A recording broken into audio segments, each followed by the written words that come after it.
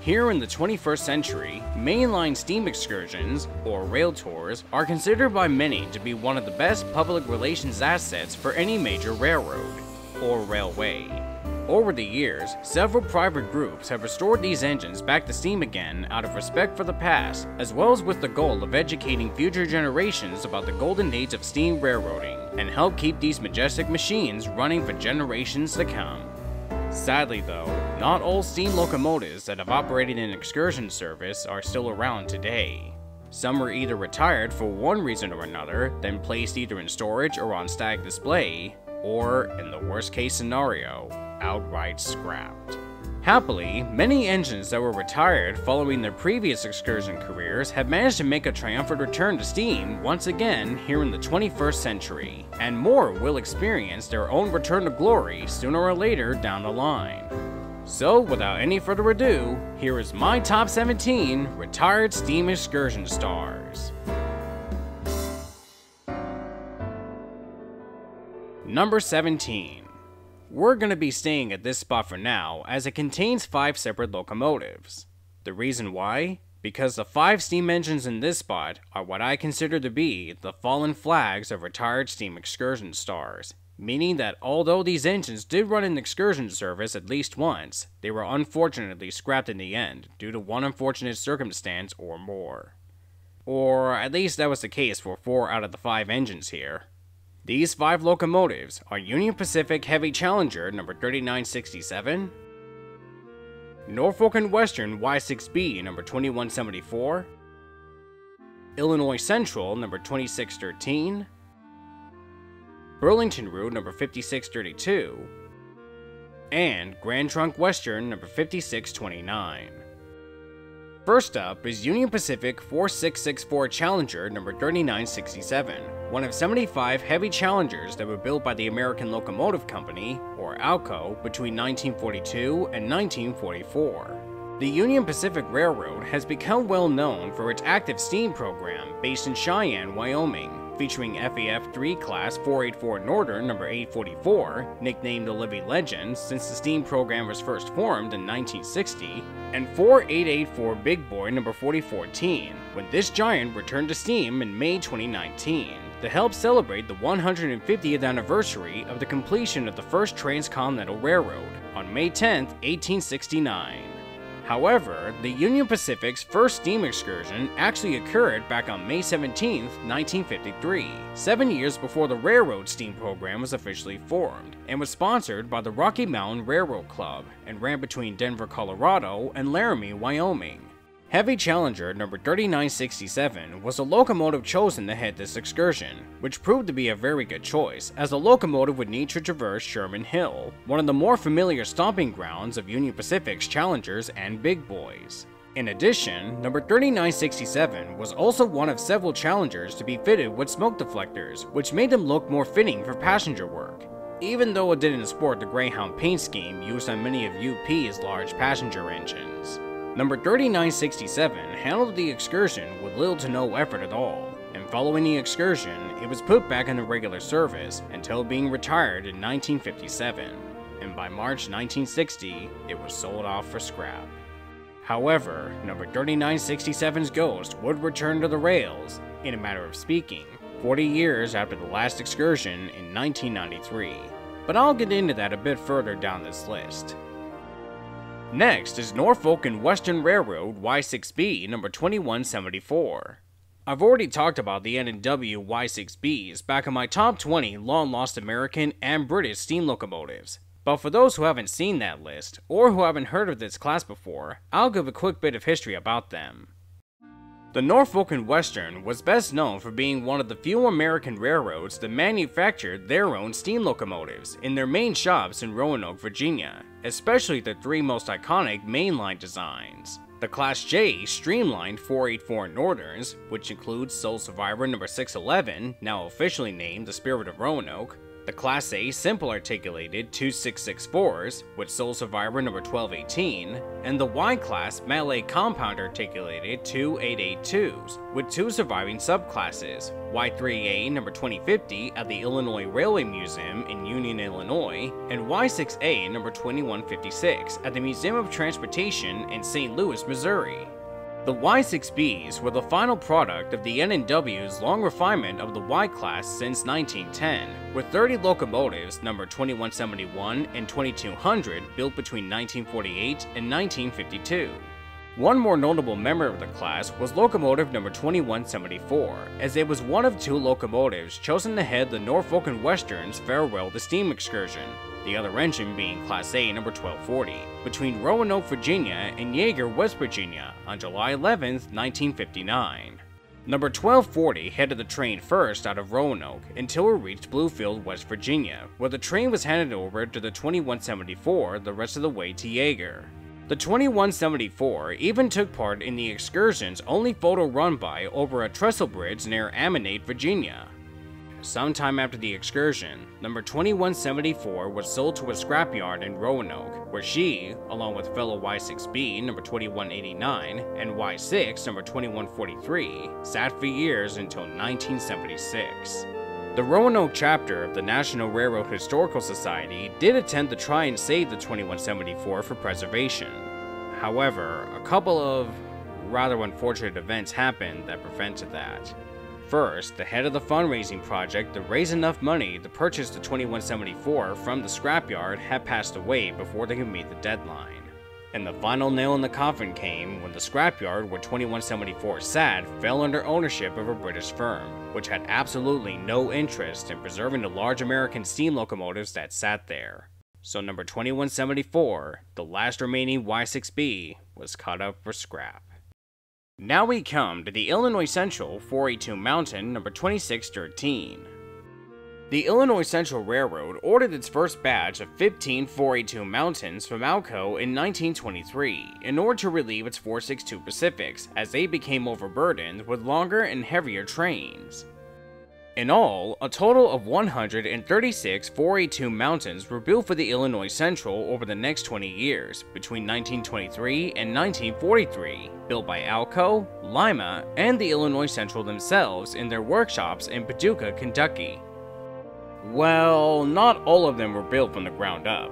One of the classes, the 2500 series, were actually rebuilt from the older Lima-built 2900 series Heavy 210-2 Santa Fe's, as they had become redundant around the time of their rebuild. Number 2613 was part of the 2600 series, with 20 built by the Illinois Central in 1942, and were among the largest 482 Mountains ever built. Like the rest of its siblings, number 2613 spent its working life hauling merchandise and perishable freight trains along the Illinois Central's famous street track main line, until the diesels eventually took over their work.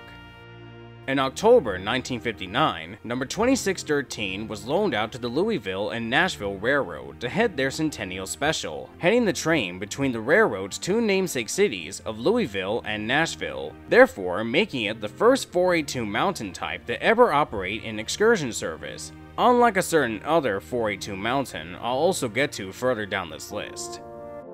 Following the L&N Centennial excursion, it also operated a couple of other excursions for its own home railroad, making it the last steam locomotive to pull any train on the Illinois Central. Following these excursions, the Illinois Central offered to sell the 2613 to the Kentucky Railway Museum in New Haven, Kentucky, the same museum where Chesapeake and Ohio 284 Kanawha number 2716 resided before being moved to Ravenna, Kentucky for restoration. However, the museum declined the offer because it didn't have enough room for the large 482 Mountain, so the 2613 was simply cut up for scrap. Now we come to 484 Northern number 5632 from the Chicago, Burlington, and Quincy Railroad, otherwise more commonly known as the Burlington Route.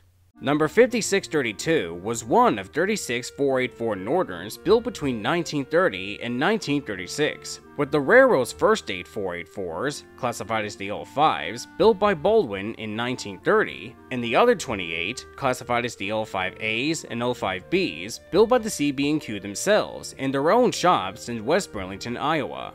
For almost 20 years, the Burlington Routes Northerns handled many freight and passenger trains throughout the CB&Q system, until they were inevitably replaced by the diesels during the 1950s. However, number 5632 was saved from scrap by the railroad's president at the time, Harry C. Murphy. The reason? It was one of 2 locomotives chosen to be part of the railroad's corporate steam program, the other engine being Class 01A 282 Mikado number 4960. When the 5632 was returned to steam in 1958, the powerful 484 Northern made quite a spectacular sight, as she hauled long excursion trains either solo or on the occasional doubleheader with 4960. In 1964, to help celebrate the 100th anniversary of the Burlington Routes main line between Chicago and Aurora, Illinois, the large Burlington 484 was painted gold for the occasion, gaining itself the title as the world's largest brass model. Sometime after the celebration, the 5632 was taken out of service and sent to the railroad's West Burlington shops, where it was disassembled for an overhaul. Unfortunately, this would never happen. In 1965, Murphy had retired as president of the CB&Q, and his successor, Louis W. Mank, took over his position. Mank had absolutely no interest in operating steam locomotives, so once he took charge of the railroad, he immediately ended the steam program, as well as canceled the intended overhaul for number 5632. Following the end of the Burlington Routes steam program, number 5632 was then sold to steam preservationist Richard Jensen, along with a boxcar full of spare parts. Jensen then had the locomotive moved to the former Chicago and Western Indiana Railroad's 47th Street Roundhouse in Chicago for storage. However, in 1969, ownership of the C&WI had changed, and Jensen was ordered to have his equipment moved within 48 hours. Jensen had no choice but to move all his equipment to a Chicago scrapyard for storage. However, number 5632 derailed on a switch while being moved into the scrapyard. The scrapyard owners didn't want to spend any time or money to get the large engine back onto the rails, so they simply scrapped the 5632 on site. As for 282 Mikado number 4960, fortunately, that locomotive is still around today and is currently in operational condition at the Grand Canyon Railway in Williams, Arizona. And now, last but not least, the final locomotive of the fallen flags of my top 17 retired steam excursion stars. Grand Trunk Western 462 Pacific number 5629. Number 5629 was one of 20 K-Class 462 Pacifics built for the Grand Trunk Western Railway, this particular engine being part of the K4A class built by Alco in 1924. Number 5629 was put to use on commuter trains in the Detroit area. In its later years, the locomotive hauled numerous excursion trips, hosted by either the GTW themselves or local railroad clubs. The 5629 was retired from service in 1959 and was placed in storage in Durand, Michigan. It would later be sold in 1960 to Richard Jensen for the locomotive's scrap value at the time of more than $9,500. Jensen then had the locomotive moved onto a spur line in Hammond, Indiana, where he and a group of rail fans got to work restoring the 5629 back to steam. The Grand Trunk Western locomotive was steamed up for the first time since retirement in October 1961 and operated its first excursion along the Baltimore and Ohio Chicago Terminal Railroad, repainted into B&O colors. After pulling several more trips for the B&O CT, in summer of 1966, it was then invited to run an excursion over the Grand Trunk Western line between Chicago and South Bend, Indiana.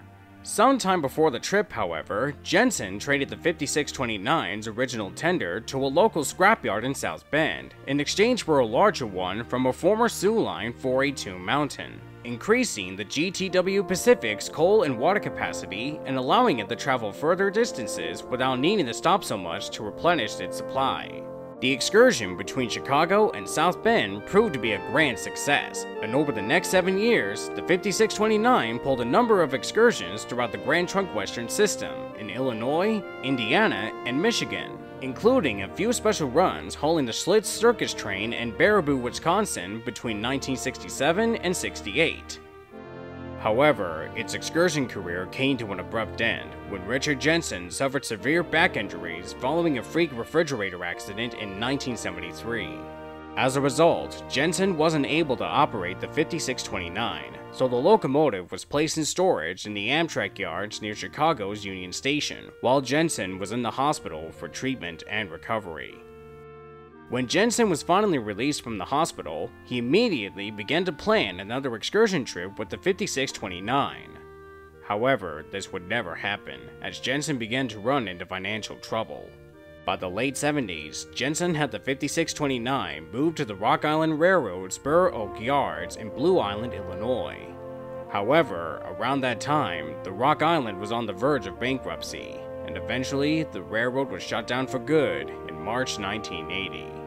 The once Rock Island Yard was then sold to Metra Commuter Rail of Chicago, who then ordered Jensen to have the 5629 relocated to the nearby Iowa Interstate Railroad, so as to accommodate a new car shop on the spot where the 462 Pacific sat.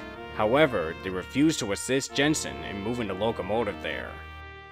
Following a legal battle between Jensen and Metra regarding the 5629, the court eventually ruled that if Jensen couldn't have the locomotive moved, Metra would then have permission to simply scrap it right where it stood. When word got out about the 5629 situation, several railroad groups, including the Illinois Railway Museum and the Mid-Continent Railway Museum, made their own attempts to move the locomotive themselves to get it out of harm's way, albeit without Jensen's permission, and without success. Eventually, Metra had finally had enough, and ordered a salvage crew to finally dispose them of the locomotive. And thus, in July 1987, all rail fans could do was stand aside and watch in shock and disbelief as the once preserved Grand Trunk Western 462 Pacific was tragically cut up for scrap. A fate it most likely would have had anyway if Jensen hadn't purchased the locomotive back in 1961. To this day, the story of Grand Trunk Western number 5629 stands as one of the biggest tragedies in steam railroad preservation. While all 5 of these locomotives weren't quite lucky enough to still be around to this day, fortunately, they each do have one or more surviving siblings to help keep their legacies alive. Also, there are at least a couple of groups, each with the intent of, eventually, building a replica of one of these engines. I'm not entirely sure how far they'll get, but it would be nice to see one or more of these falling steam excursion stars brought back from the dead,